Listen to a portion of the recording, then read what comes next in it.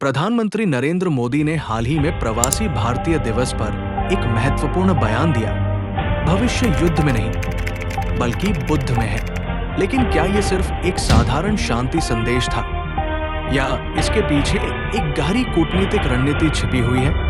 मोदी जी ने यह भी कहा कि भारत यह सुनिश्चित कर रहा है कि जब भी भारतीय युवा विदेश जाएं, वे स्किल्स के साथ जाएं। इस बयान का सीधा अर्थ तो शांति और विकास का प्रतीत होता है, लेकिन अगर इसे ध्यान से समझा जाए तो ये भारत की ताकत और उसके आत्मनिर्भर बनने की योजना को दर्शाता है।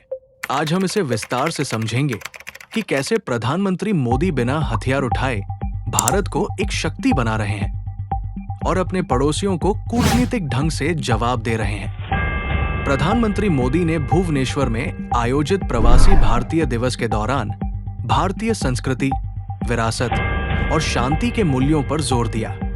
उन्होंने भारत को शांति का प्रतीक बताते हुए कहा कि भारत दुनिया को युद्ध नहीं, बल्कि बुद्ध यानी शांति का मार्ग दिखा रहा है। इस मंच से उन्होंने प्रवासी भारतीयों को राष्ट्रदूत कहा और उनकी भूमिका की सराहना की कि किस तरह वे दुनिया में भारतीय मूल्यों और संस्कृति को आगे बढ़ा रहे हैं। हालांकि इस पूरे भाषण का सबसे महत्वपूर्ण हिस्सा वह था जिसमें उन्होंने कहा कि सरकार ये सुनिश्चित कर रही है कि जब भी भारतीय युवा विदेश जाए तो वे स्किल्स के साथ जाएं।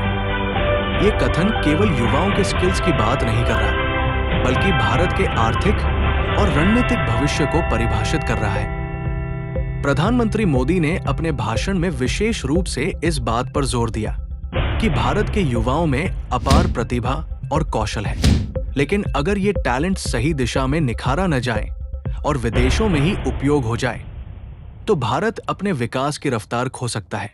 उन्होंने स्पष्ट किया कि भारत के पास न केवल श्रम शक्ति है, बल्कि एक ऐसा युवा वर्ग है जो सही स्किल्स के साथ दुनिया को बदल सकता है।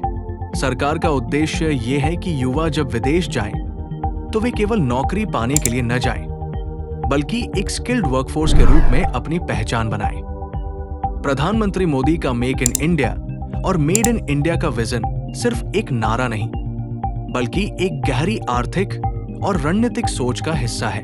उन्होंने ये स्पष्ट किया है कि भारत सिर्फ उपभोक्ता देश नहीं रहेगा, बल्कि उत्पादन और इनोवेशन का केंद्र बनेगा। मोदी जी का मानना है कि जब तक स्किल्स भारत में रहेंगी, तब तक रिसर्च, इनोवेशन और मैन्युफैक्चरिंग भारत में ही होगा। इस पहल का गहरा संबंध भारत की आत्मनिर्भरता और रणनीतिक मजबूती से है। भारत की विशाल जनसंख्या एक ताकत बन सकती है अगर उसे सही स्किल्स और अवसर दिए जाएं। भारत दुनिया का तीसरा सबसे बड़ा स्टार्टअप इकोसिस्टम है। 2016 में जहां सिर्फ 450 स्टार्टअप्स थे, वहीं आज ये संख्या बढ़कर 1.28 लाख हो चुकी है। लेकिन 2024 में 5000 से अधिक स्टार्टअप्स के बंद होने की खबर ने कई सवाल खड़े किए। प्रधानमंत्री मोदी ने यह संदेश दिया कि स्किल्स का सही उपयोग न होने पर टैलेंट बाहर चला जाता है, जिससे भारत की प्रगति धीमी हो जाती है। बहुत से स्टार्टअप्स की असफलता का कारण भी यही रहा। सही स्किल्ड मैन पावर का न होना, सही मार्गदर्शन और निवेश की कमी। अगर भारत में ही योग्य और स्किल्ड युवा रहेंगे तो स्टार्टअप फेलियर रेट में गिरावट आएगी और देश में रोजगार और इनोवेशन को बढ़ावा मिलेगा। प्रधानमंत्री मोदी ने भले ही शांति और बुद्ध के मार्ग की बात की, लेकिन वास्तविकता इससे कुछ अलग भी है।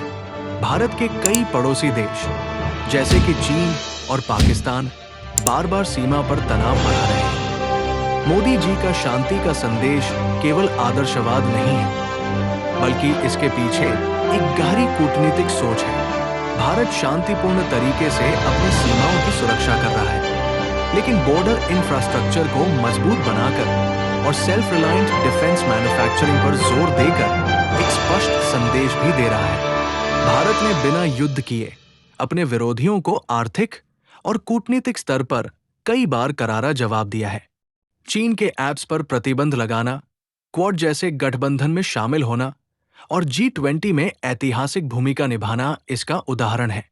प्रधानमंत्री मोदी का यह बयान सिर्फ शांति और विकास का संदेश नहीं, बल्कि भारत की मजबूत कूटनीतिक सोच का प्रतीक है। वे ये स्पष्ट कर रहे हैं कि असली शक्ति हथियारों में नहीं, बल्कि ज्ञान, कौशल और आर्थिक स्थिरता में है।